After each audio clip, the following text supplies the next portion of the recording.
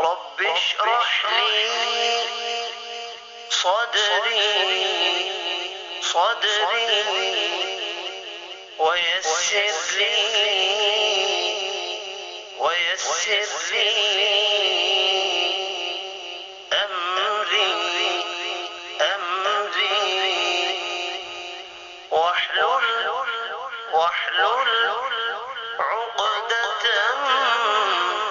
عقدة من لساني يفقه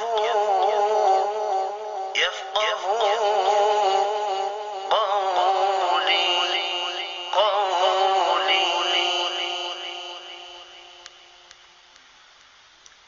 हर नमाज के बाद 14 मरतबा ये 4 आयत पढ़नी है।